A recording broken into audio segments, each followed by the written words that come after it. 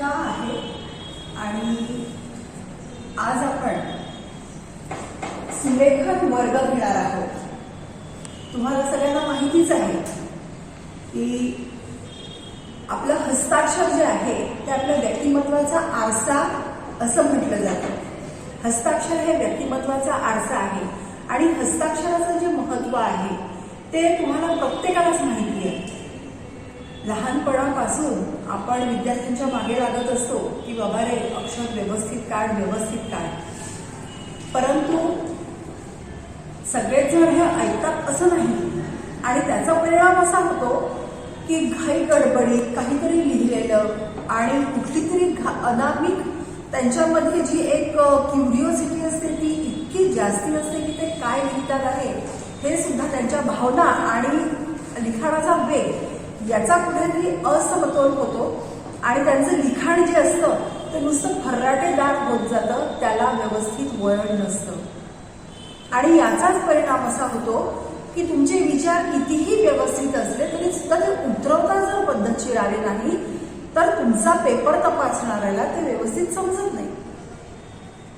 आणि याचाच परिणाम असा असतो की 10व्या वर्गामध्ये मुलाला सगळं येत असतं, तो म्हणतो की मी सगळं व्यवस्थित लिहिलेलं आहे, परंतु त्यांनी काय लिहिलंय ना हे परीक्षक जे असतात तर ते तपासू शकत नाही आणि ते व्यवस्थित जेव्हा वाचू शकत नाही त्यावेळेला त्याला मार्क्स कमी मिळतात.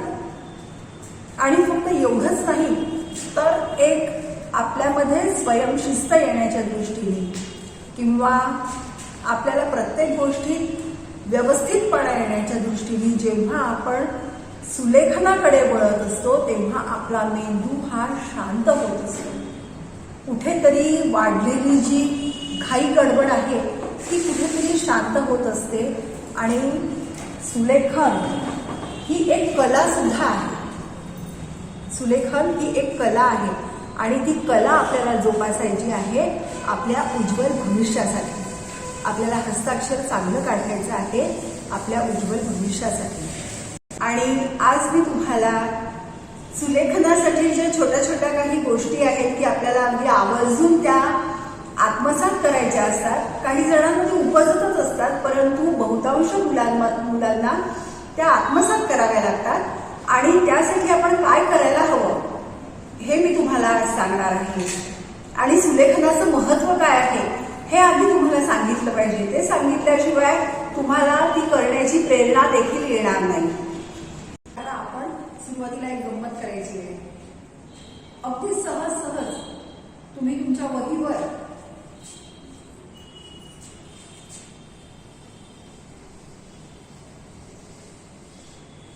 अशा रेषा काढायला सुरुवात करा. एक रेष काढली, आता बरोबर अगदी त्याच्या समांतर अशी गेलेली ही दुसरी रेष. हा खेळ आहे बरं. आता बरोबर याला समांतर गेलेली ही तिसरी रेष, याला समांतर गेलेली ही आणखी एक रेष. आता एवढं झालं, आपण डिझाईन काढतोय. आता या डिझाईन मध्ये आपल्याला काय करायचंय, आणखी असे छोटे छोटे सी काढून आपल्याला याला डेकोरेट करायचंय, आपल्याला याला सुशोभित करायचंय. आपण हस्ताक्षर शिकत आपण काय करतोय, आपण एक खेळ खेळतोय. यामध्ये आपलं एक सुंदर ड्रॉइंग तयार होणार आहे.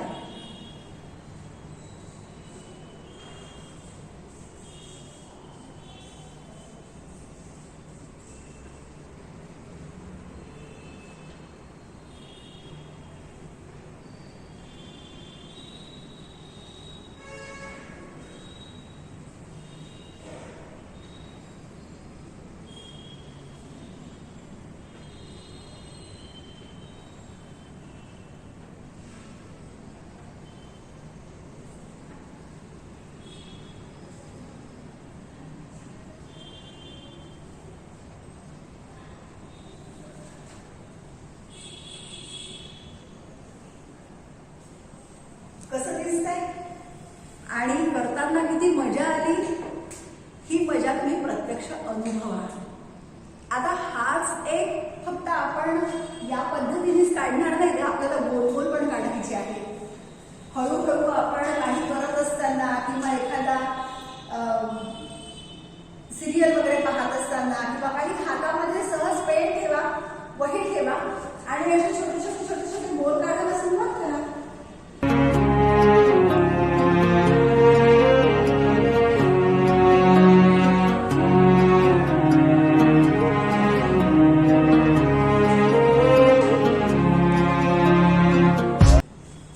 अशासारखे छोटे छोटे गोल आपण काढायला सुरुवात करायची आहे.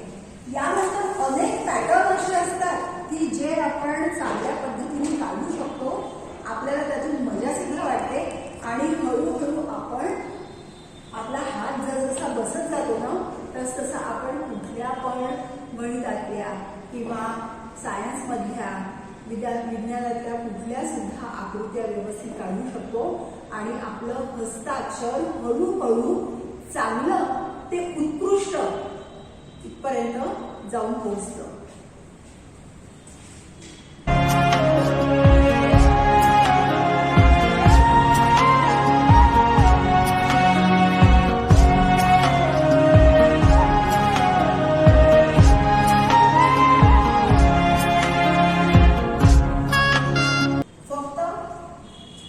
यामध्ये एकच आपल्याला करायचं आहे की शक्यतो हे सगळे आकार जे आहेत ते एकसारखे आले पाहिजे.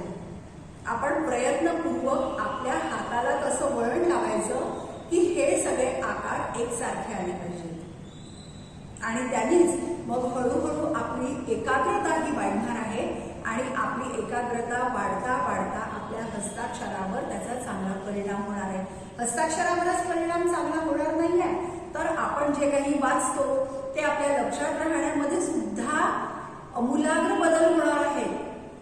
आपल्या जर का वाचलेलं एकदा वाचलेलं लक्षात राहत नसेल तर ते वाचलेलं सुद्धा लक्षात राहायला लागेल आणि हळूहळू आपण जसं वहीमध्ये किंवा पुस्तकामध्ये आपलं जसं हस्ताक्षर असतं ना जसं टाईप प्रिंट असतो, आपल्या पुस्तकामध्ये किती सुंदर असतात अक्षरं, तर त्याप्रमाणे आपलं लक्ष पूर्णपणे त्या अक्षरांकडे जाईल आणि तशासारखा आपण काढण्याचा प्रयत्न करायचा.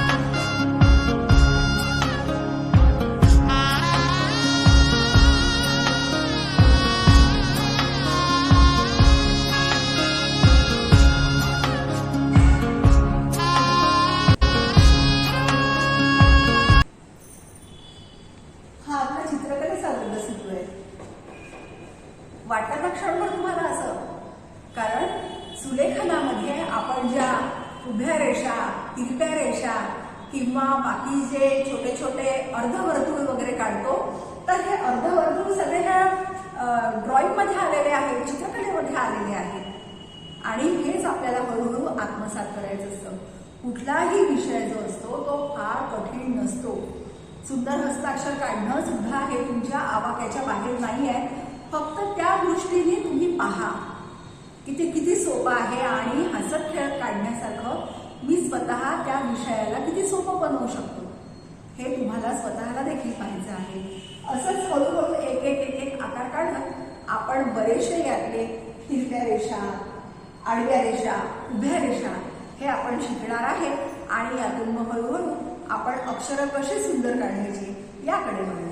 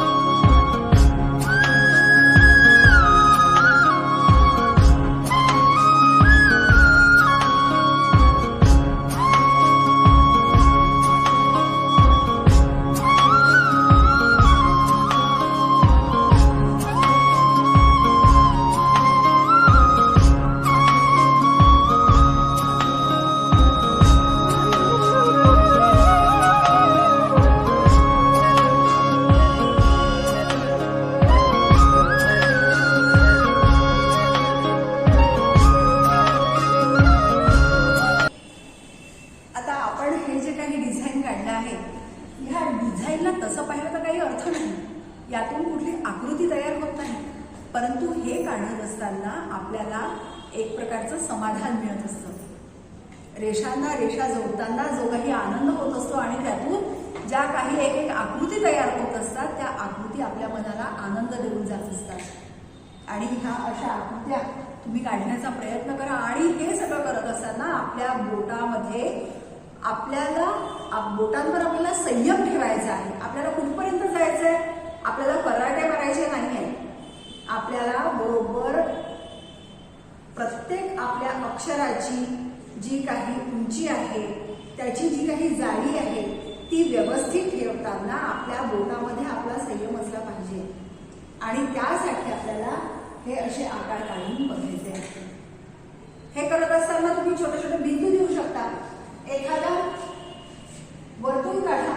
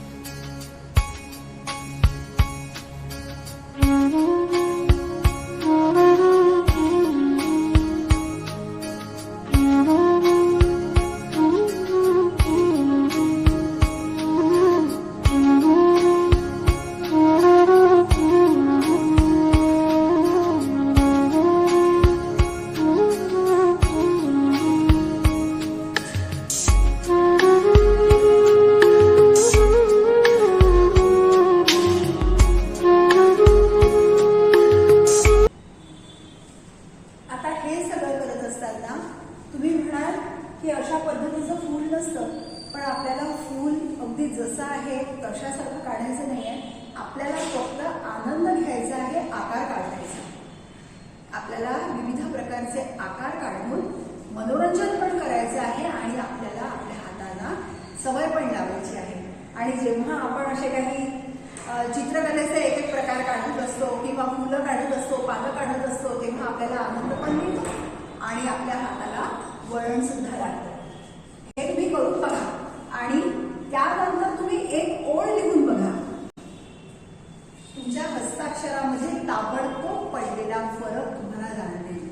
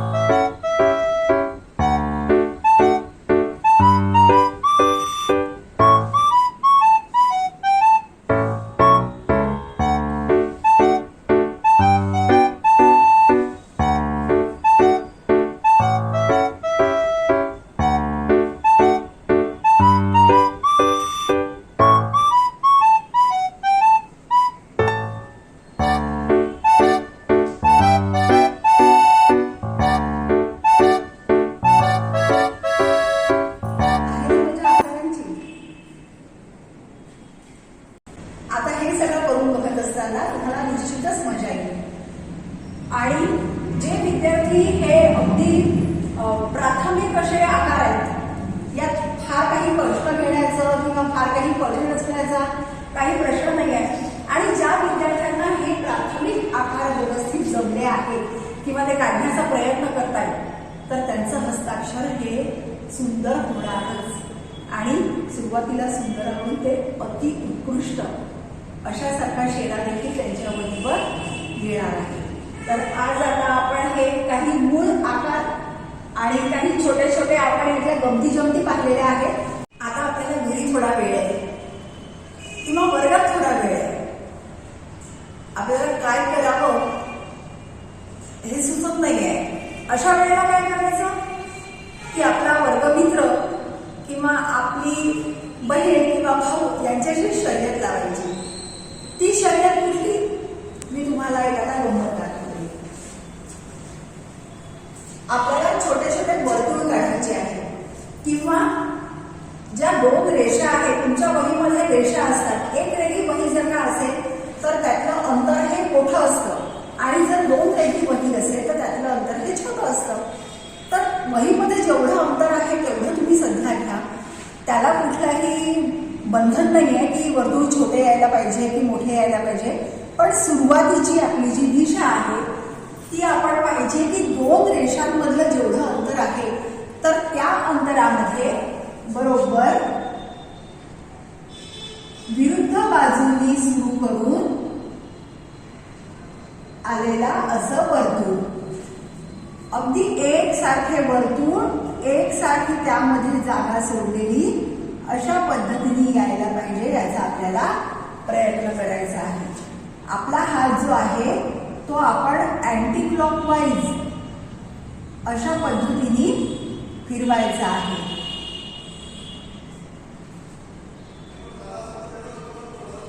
कोणाचं सुंदर आणि आधी येतं हे बघायचं. त्यानंतर आपण जसं वर्तुळ काढतो नेहमी क्लॉकवाईज त्या पद्धतीने काढायचं.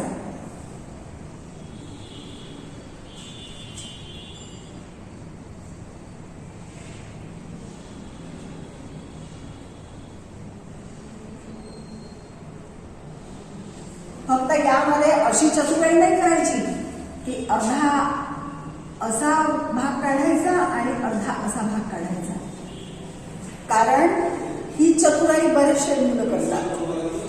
तुम्हाला गोल काढायला सांगितलं आहे तर गोल अर्धा अर्धा करून ते काढण्याचा प्रयत्न करतात. आता आपण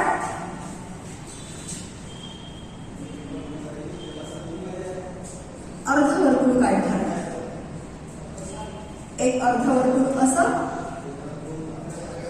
एक अर्धवर्तुळ असं, एक अर्धवर्तुळ असं. खूप जास्ती काढण्याची घाई करायची नाही. एका एका ओळीवर मी 20-20 अर्धे वर्तुळ काढतो किंवा एका एका ओळीवर मी अगदी 20-20 वर्तुळ काढतो आहे, ह्या गोष्टींची घाई करायची नाही.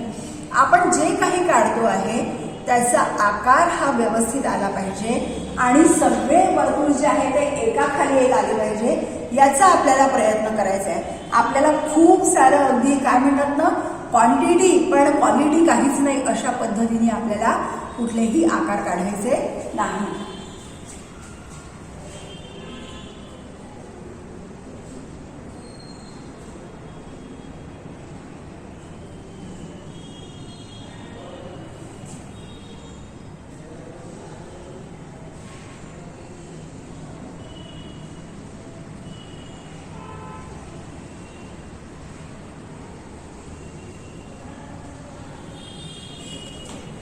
अशासारखे हे आकार तुम्हाला काढून बघायचे.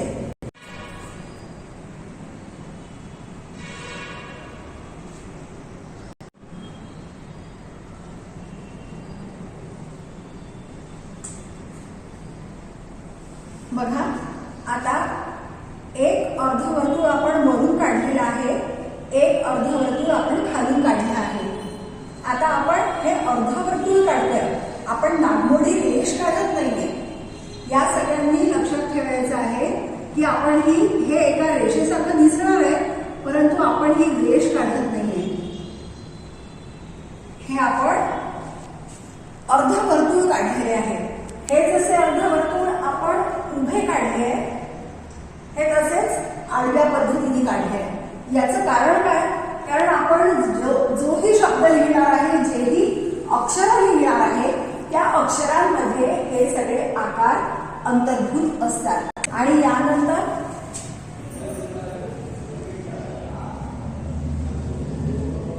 तिरपी रेष,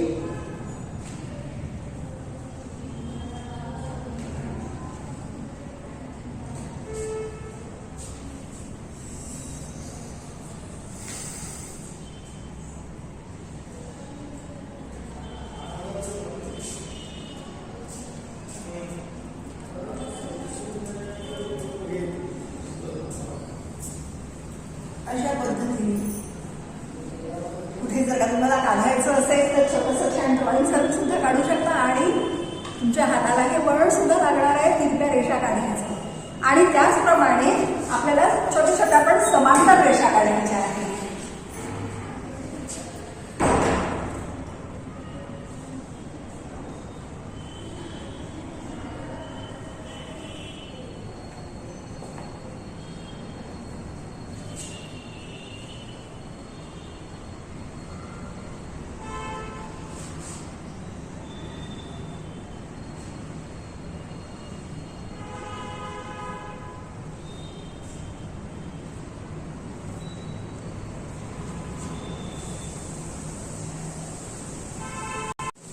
समांतर यांचा अर्थ काय असतो की ज्या रेषा कितीही आपण वाढवल्या तरी सुद्धा त्या पुन्हा येऊन कुठल्याही बिंदूत मिळत नाही, त्याला आपण समांतर रेषा म्हणतो. मग या जर का रेषा आपण तिरप्या काढल्या तर या कुठेतरी समोर जाऊन एका बिंदूत मिळतील. त्यामुळे हा प्रयत्न करायचा आहे की या रेषा अजिबात तिरप्या व्हायला नको. आणि ही जी सवय आहे ही सवय आपल्याला शेवटी शब्दांवर रेष देण्याच्या सुद्धा कामात येत असते. बरेचसे मुलं त्यांच्या रेषा सरळ येत नाही म्हणून शब्दांवर रेष सुद्धा देत नाहीत आणि त्यांनी त्यांचं हस्ताक्षर चांगलं दिसत नाही. या अशा खूप छोट्या छोट्या गोष्टी आहेत विद्यार्थी मित्रांनो की ज्या रोज आपण प्रयत्नपूर्वक केल्या, आपण आत्मसात केल्या तर आपलं हस्ताक्षर हे खूप सुंदर होणार आहे आणि हळूहळू तुम्ही या सगळ्या गोष्टींचा अनुभव घेणार आहे. जसं आपण या ठिकाणी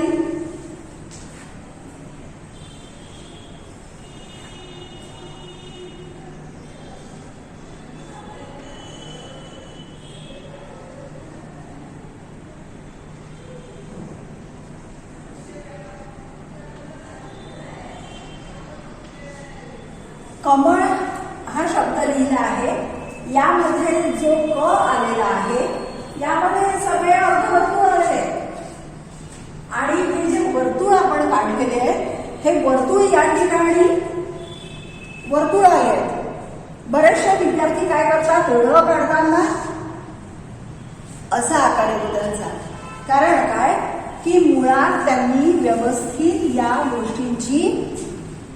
गोष्टीचा सरावच केलेला नसतो की मूळ हा शब्द कसा आहे, आपण कसा लिहिला पाहिजे. त्यांनी हा शब्द बेसिकली पाहिलाच नसतो व्यवस्थित कसा आहे. आणि क लिहिताना फ सारखा लिहितात. हा झाला त्यांचा क, थोडासा असा आला की झाला हा क आहे ना, हा कशा पद्धतीने आपण क म्हणणार आहे. आणि या ठिकाणी तुमचे गुण हे कमी होत असतात. त्याचप्रमाणे इंग्रजीमध्ये सुद्धा आपल्याला हे सगळे आकार जे आहेत तर ते आपल्याला उपयोगात येतच असतात. मराठी असो अथवा इंग्रजी असो या भाषांमध्ये सगळ्याच भाषांमध्ये आपल्याला सुलेखनाचा उपयोग होत असतो. संस्कृत म्हटलं, हिंदी जरी म्हटलं तरी सुद्धा आपल्याला हे सुलेखन जे आहे ते कामात पडणार आहे. कारण ह्या दोन्ही भाषा ज्या आहेत त्या देवनागरी लिपीत आहेत.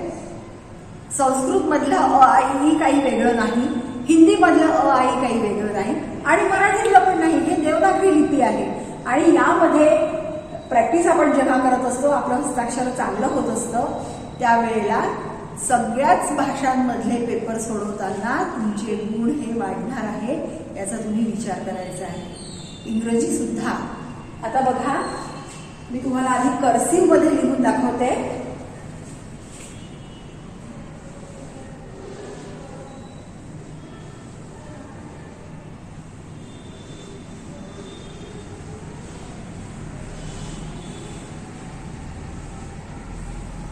आता हा मी बॅट हा शब्द लिहिला आहे, BAT, पण यामध्ये सुद्धा अर्धवर्तुळ आलेलेच आहेत.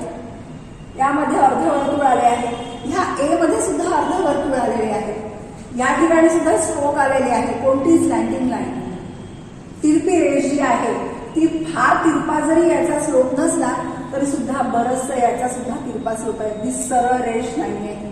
प्रत्येकच भाषा लिहित असताना जेव्हा तुम्हाला एकदा सवय होईल व्यवस्थित लिहिण्याची, तेव्हा तुमची प्रशंसा करताना लोक थकणार नाही आणि कौतुक ऐकून घेताना होणारा आनंद घेताना तुम्ही थकणार नाही. तुर्तास आपण इथेच थांबू. आपण भेटूया उद्या नवीन तासिकेमध्ये. नमस्कार, धन्यवाद.